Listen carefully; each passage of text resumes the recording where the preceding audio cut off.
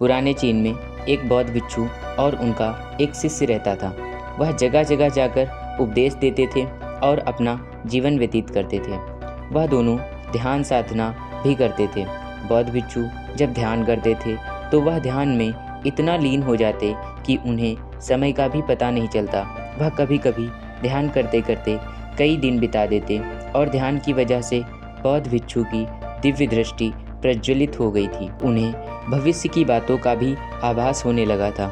एक समय की बात है, बौद्ध भिक्षु को यह आभास हुआ कि उनके नौजवान शिष्य की आज के 8वें दिन मृत्यु हो जाएगी।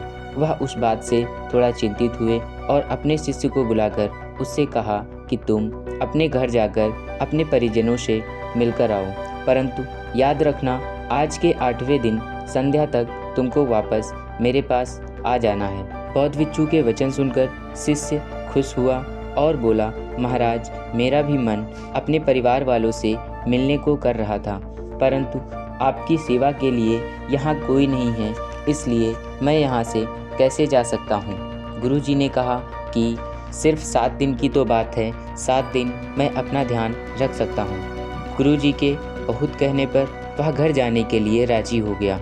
वह जब अपने घर जा रहा था, उसे चलते चलते थकान लगी तो वह एक नदी के किनारे वृक्ष के नीचे बैठकर आराम करने लगा।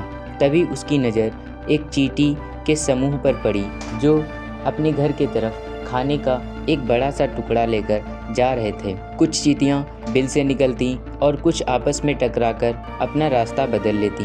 वह सब देखकर उसे बहुत ही आनंद आ रहा था। वह थोड़ी देर वहीं पर बैठकर वह सब देखने लगा और विश्राम करने लगा। तभी उसकी नज़र नदी पर पड़ी। नदी का पानी बढ़ रहा था और किनारे की तरफ आ रहा था। उसने चींटियों को बचाने के लिए उनके घर के चारों ओर मिट्टी से घेरा बना दिया और बीच में पानी निकालने के लिए बहुत ही आराम से एक छेद कर दिया और वहां से अपने घर की तरफ निकल गया। घर पहुंचकर वह परिजनों से मिला और बहुत ही खुश हुआ। उसे घर में 7 दिन कब बीत गए पता ही नहीं चला। 8वें दिन संध्या को अचानक उसे याद आया कि उसे तो आज ही अपने गुरु के पास पहुंचना है। यही गुरु का आदेश भी था। उसने तुरंत अपना सामान लेकर गुरुजी के पास जाने का फैसला किया। वह रात में ही घर से निकल गया और 9वें दिन सुबह उस स्थान तक पहुंच गया जहां गुरुजी को छोड़कर आया था। उधर बौद्ध भिक्षु बहुत ही चिंता में थे कि उनका शिष्य अभी तक लौटा क्यों नहीं। वह यह सोच रहे थे कि कहीं वह अपने घर में ही मृत्यु को प्राप्त न हो गया। तभी उसकी नज़र एक सामने से आते व्यक्ति पर पड़ी। उस व्यक्ति को देखकर बौद्ध भिक्षु थोड़ा आश्चर्यचकित हुए और वह प्रसन्न भी हुए, परंतु उनके मन में शंका थी कि वह जीवित कैसे है। तभी शिष्य ने प्रणाम किया। बौद्ध भिक्षु ने तुरंत अपने शिष्य से पूछा कि जब तुम घर गए थे वहाँ तुम्हारे साथ क्या क्या हुआ। शिष्य ने सारी घटना बताई। बौद्ध भिक्षु ने तुरंत कहा, कर्मा लौट कर आता है। शिष्य को यह बात ना समझ आई, परंतु उसने कोई भी प्रश्न नहीं किया और कुटिया में चला गया। परंतु बौद्ध भिक्षु को सारी बात समझ आ चुकी थी। दोस्तों, ऐसा ही हमारे साथ भी कई बार होता है।